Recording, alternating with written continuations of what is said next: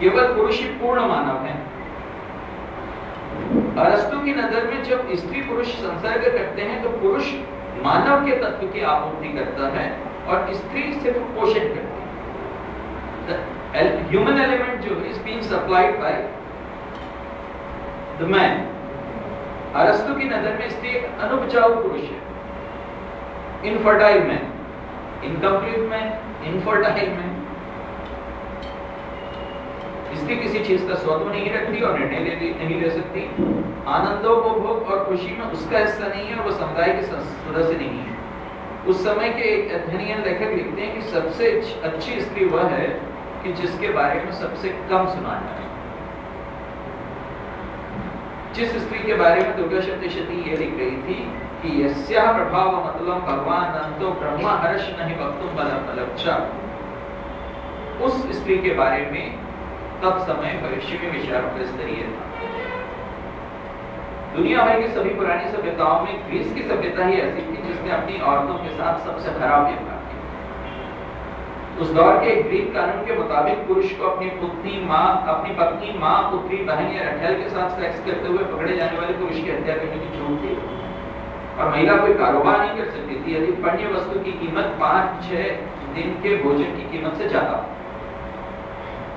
उससे ज्यादा आप कारोबार नहीं कर सकते। दहेज प्रथा चलती थी और बाल विवाह भी।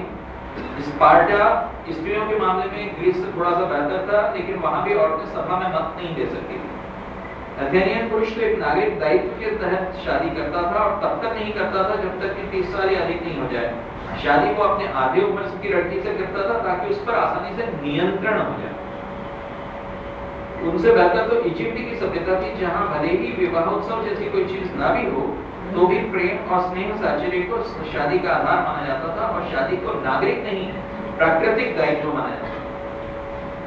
देवदासी जैसी प्रथा तो बहुत परिवर्ती है, लेकिन उसके काफी पहले रोम के मंदिरों में वेस्टल वर्जिन्स होती थी और घरों में महिला दासियां जो पूरी तरह से शिकारी स्वामियों की दया पर गुजर करती थी, प्रीडेटर मालिकों पर। जब भारत में देवी की प्रसन्नता की याचना की जाती थी, देवी प्रपन्नार्ति हरे प्रसीद प्रसीद मातर जगतो गिरस्य, जब विश्वव्यापी विपत्तियों के नाशार्थ स्त्री की प्रसन्नता के लिए दुर्गा सप्तशती में कहा गया था कि प्रसीद विश्वेश्वरी पाहि विश्वम तमेश्वरी देवी चराचरस्य, तब रोम के मंदिरों की वेस्टल वर्जिन्स शिकारी स्वामियों की दया को गुजर गई। दुर्गा सप्तशती स्त्री के मूल्यांकन के सतहीपन के विरुद्ध भी एक घोष, जिसे आजकल लुकिज्म कहा जाता है कि आप कैसे दिखते हैं, और जो एक सर्वेक्षण तथ्य के तहत भी सामने आया कि अच्छे दिखने वाले बच्चों को शिक्षिका ज्यादा अंक देती है, कि आकर्षक लोगों के साथ पुलिस भी ज्यादा मुलायम तरीके से पेश आती है, कि अच्छे दिखने वाले अभियुक्तों को ज्यादा अनुकूल इंसाफ मिलता है। दुर्गा सप्तशती में उस वृत्ति का भी विरोध और अस्वीकार। शुंभ निशुंभ के भृत्य कहते हैं नैव ताटक चित्रोपम दृष्टम केनचित् तत्तमम, कि वैसा उत्तम रूप किसी ने भी कहीं नहीं देखा होगा। शुंभ के संदेश में भी उन्हें चंचल कटाक्षों वाली सुंदरी ही कहा गया है, चंचलापान। डॉक्टर नैन्सी एडकाफ ने सर्वाइवल ऑफ द प्रेटिएस्ट नामक अपनी पुस्तक में दिखने की इस विशेषता पे काफी रोचक टिप्पणियां की हैं। बहरहाल 7वें अध्याय के 4थे श्लोक में ते दृष्ट्वा ताम शब्दों के जरिए फिर दैत्यों द्वारा उन्हें देखने का उल्लेख, किंतु यह अपीयरेंस तो भ्रम है, इसलिए अगले ही श्लोकों में उन्हीं अंबिका की भौहों से विकराल मुखी काली, जिसके लिए कहा गया काली कराल वंदना, प्रकट हुई।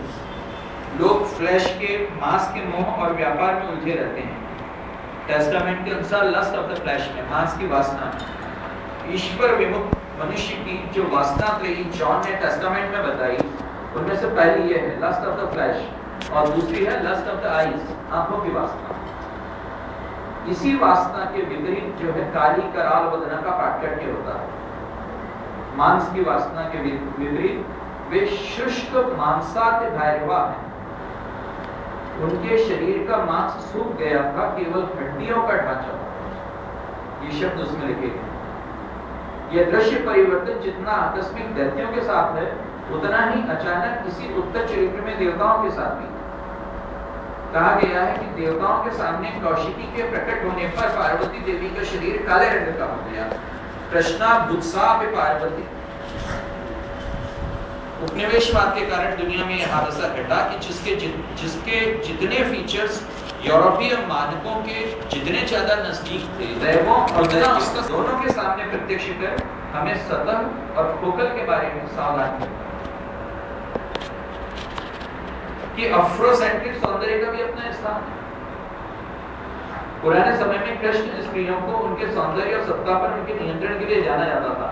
नेफ्रिटी, क्लियोपेट्रा, कृष्णा आदि सभी का वर्ण काला। आज जूडी पेस्ट, विंफ्रे ओप्रा, हैरी बेरी, टेना टेलर जैसी काली औरतें स्वयं अपनी सफलता के मानदंड दर्शा रही हैं। लेकिन दैत्य मानसिकता तो गोरे अंगों की चकाचौंध में ही भ्रमित हो जाती है। द्योतयंती दिशस्पृशा, उसका वर्णन देवी का यूं किया जाता है दैत्यों के द्वारा कि अपने श्री अंगों की प्रभा से संपूर्ण दिशाओं में प्रकाश फैलाए। दुर्गा सप्तशती का तृतीय चरित्र स्किन डीप सौंदर्य बोध को जानबूझ के झटके देता है। स्किन तक सीमित रहने वालों को वह दिव्यता देखनी है जो शुष्क मांसाति भैरवा में है। यह मांस सुखाने के बाद जानबूझ कर पहनी गई है। ये उनके लिए कही गई है जिन्हें कॉस्मेटिक्स की क्षमताओं में बहुत दिखती है। कुछ लोगों को यदि यह लगता हो कि दुर्गा एक विशिष्ट देवी है और स्त्री की प्रतिनिधि नहीं है, तो वे इसी तृतीय चरित्र में देवताओं द्वारा की गई वह स्तुति पुनः सुने, जिसमें एकदम स्पष्ट रूप से कहा गया है कि जगत में जितनी स्त्रियां हैं वे सब तुम्हारी हैं। स्त्रियः समस्ता सकला जगस्तु त्वयैकया पूरितमयेत। कि इसका अर्थ यह है कि सप्तशती एक यूनिवर्सल सिस्टरहुड ऑफ वीमेन स्थापित कर रही है। स्त्रियों का एक सार्वभौम बहिन बोध। ये बहिन बोध जो है ये शायद ये कह रहा था, और सप्तशती का संदेश ये था कि स्त्री का ऑब्जेक्टिफिकेशन मत करो। स्त्री मेधा, सरस्वती, वरा, भूति, श्रद्धा, पुष्टि, स्वधा, ध्रुवा, नियता, ईशा आदि आदि न जाने क्या क्या, लेकिन उसे एक मूल्यवान वस्तु की तरह देखना, उसके व्यक्तित्व की विविधता और समृद्धि से इनकार करना।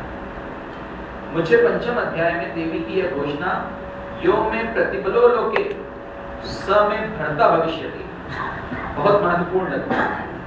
इसका हिंदी अनुवाद ये किया गया है कि जो मेरे समान बलवान है वो मेरा पति होगा, लेकिन ये बहुत ही अक्षम अनुवाद।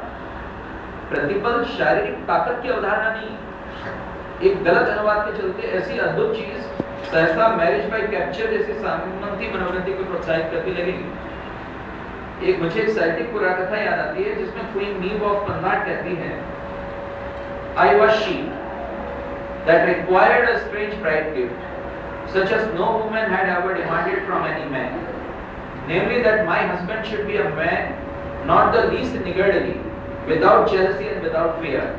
For should the man that I had be niggardly, that were not well, since I alone should have the victory in battles, contest and oppress, and very jealous, neither would that be well, for I have never been without one man in the shadow of another.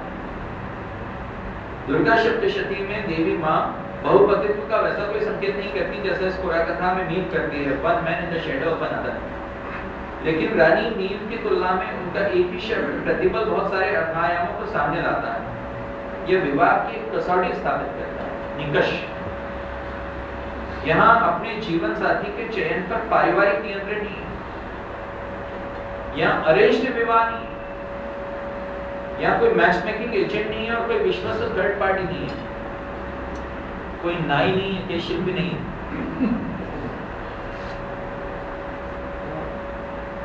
यहाँ वह विकृति भी नहीं है कि arranged marriage की आड़ में फोर्स्ड मैरिज हो रही है, बल्कि यह फोर्स के दबाव के विरुद्ध खड़ी की गई कसौटी है। ये किसी तरह की शॉर्टकट शादी नहीं है जो बिहार में शॉर्टकट शादी पिस्तौल की नोक पे हो जाता है। आज ब्रिटेन आदि कई देशों में जबरिया विवाह आप्रवासी कर रहे हैं और वहां फोर्स्ड मैरिज एक्ट 2007 अभी हाल में पारित हुआ, फोर्स्ड मैरिज है। मानवाधिकारों की सार्वभौम घोषणा अनुच्छेद 16 में कहा गया था, marriage shall be entered into only with the free and full consent of the intending spouses. ये भी ध्यान दीजिए कि दुर्गा सप्तशती के इस प्रसंग में कोई बाल विवाह नहीं है और ना ही राजनीय विवाहों की तरह कन्या किसी सामरिक शतरंज पर इत्यादि की तरह इस्तेमाल होगी, और ना ताइवानी शिंबुआ शादियों की तरह किसी आर्थिक सौदे में इस्तेमाल होगी। उस यूनिवर्सल डिक्लेरेशन से बहुत पहले दुर्गा ने एक घोषणा की, योग में प्रतिबलो लोके स में भर्ता पुरुष। ये शादी के लिए नौकरी, पारिवारिक प्रतिष्ठा, लंबाई, जाति, गृह मिलान, भोजन आदतें, आयु, शिक्षा आदि के नाम प्रस्तुत न करके सिर्फ एक नाम रखती है, प्रतिभा। पुरुष स्त्री की काउंटर वाली फोर्स के रूप में, जहां व्यक्ति की अपनी स्वीकृति ही निर्धारक हो, न कि अभिभावक की अरेंजमेंट, तो ऐसा समाज युवाओं को सशक्तिकृत करने वाला समाज होगा, जहां संसाधन युवाओं के हाथ में हो, जहां बच्चे माँ बाप के द्वारा उत्पादित ऐसा आउटपुट या प्रॉपर्टी नहीं हो जो मिलकियत के माल की तरह ठिकाने लगाया जा सके। प्रतिबल शब्द किसी तरह के गणितीय यथार्थ का नाम नहीं है, चाहे वह गणित ग्रहों का हो या भौतिकी का। नाथानियल हाथार्ड की पंक्ति इस प्रतिबल शब्द के साथ मेरे मन में अक्सर पूछी है, Let men tremble to win the hand of women, unless they win along with it the utmost passion of my heart.